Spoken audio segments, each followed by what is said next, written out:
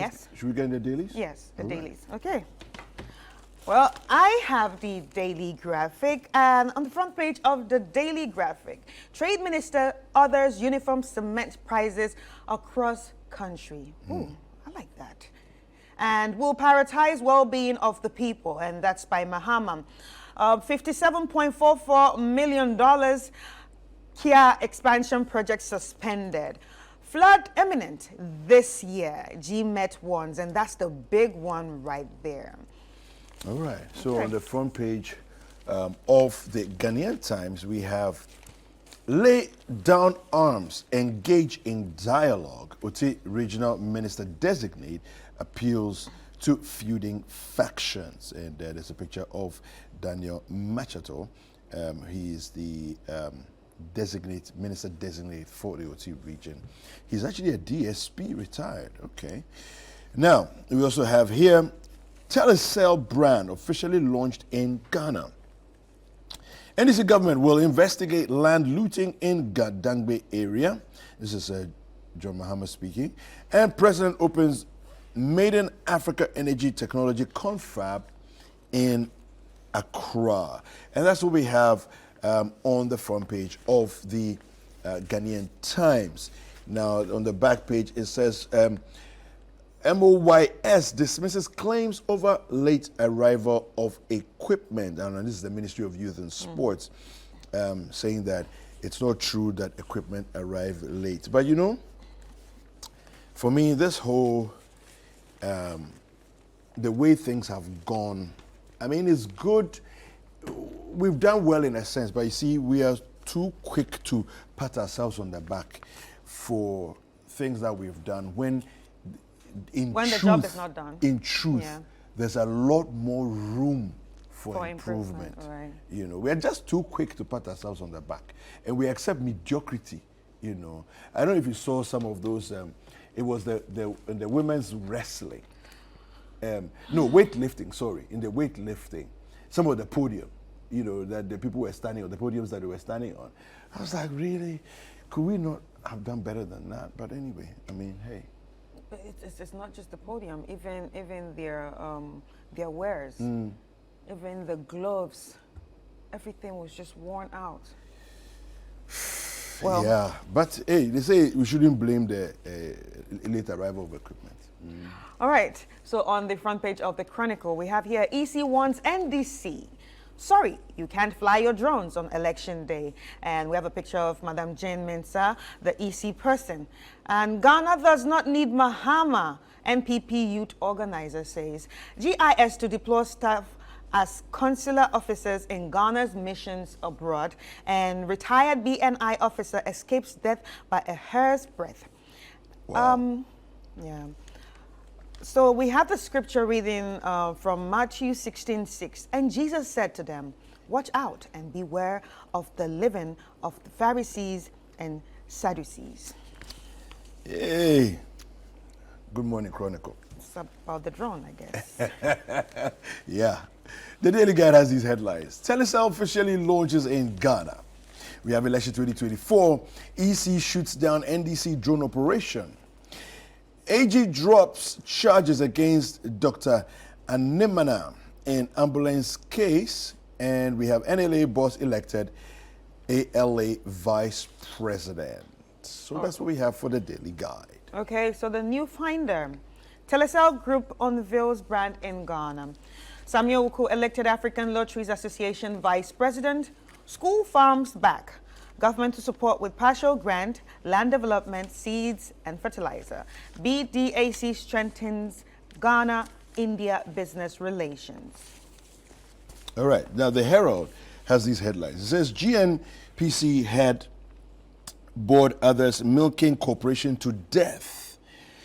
Salaries, per diem, and traveling allowances ballooned. Okay. We have Baumia launches Ghana card number at birth tomorrow. Okay. End of expensive censuses near. This would be amazing. Okay. We also have government and Asante-Hene render Okonfa-Noche medical doctors homeless.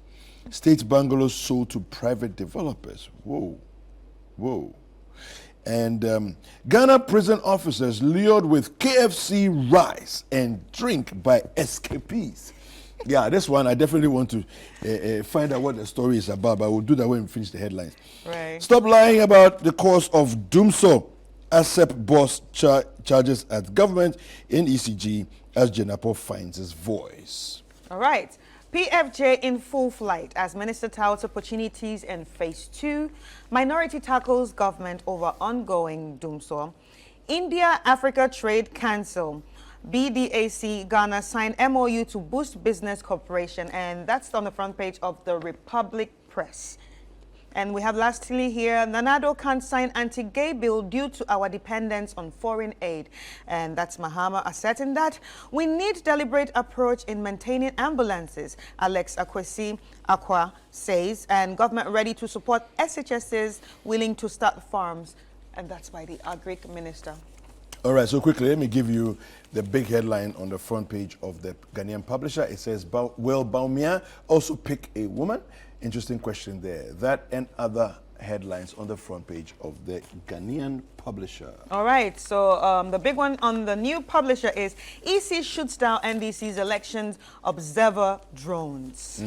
Yeah. Chris, I want to just delve in quickly to this story here on the Ghanaian prison officers lured with KFC rice. The story is actually in the Herald newspaper. Now, 2 prison officers have appeared in an Accra Circuit Court on charges of assisting Wang Xiao, a Chinese convict at Nsawam Medium Prison, in escaping after they were enticed with KFC rice, pieces of chicken, and soft drinks, in addition to getting 100,000 Ghana cedis each. The story goes on. Joseph Oteng and Sergeant Isaac Boateng Bonsu have been charged with conspiracy and aiding escape. But it appears the issue is much larger and goes beyond the 2 low-ranked officers to their superiors. In the presence of communication gadgets inside Ghana's prisons being used to plan and execute such escapes. The accused correctional officers allegedly told their superiors that after visiting the hospital, they were approached by a Toyota Vitz car, which then drove away with the convict. They earlier claimed that the Chinese escaped from the Kolebu Teaching Hospital where he was receiving treatment. However, the earlier claim was that the Chinese, convict escaped from Kolebu whilst he was receiving treatment. However, CCTV footage from a hotel exposed them.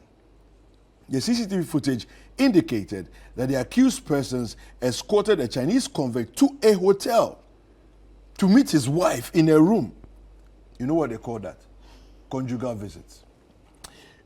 The convict and his wife allegedly escaped over the room's balcony while the officers waited in the hotel reception area. Now, they have pleaded not guilty in the court that's presided over by Efia Owusu Apia, and they've been granted bail in the sum of 100,000 Ghana cedis each, with 2 sureties to be justified to reappear in the 9th of April. Now, the story goes on to give more details as to exactly how it happened. But let me just read this portion, this paragraph. The prosecutor said that after the convict was treated by a medical officer at the hospital's dental department, the 2 accused persons, this is about the Kolebu side of the story, the 2 accused agreed to accompany him to Ocean's Hotel. Do you know Ocean's Hotel? It's in Kolegono. I know the place.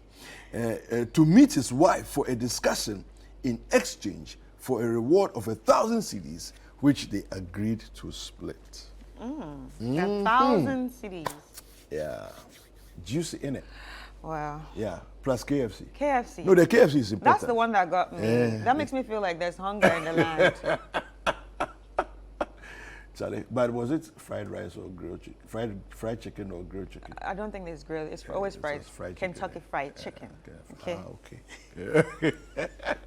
All right. Well, sports review is next. You don't want to go anywhere.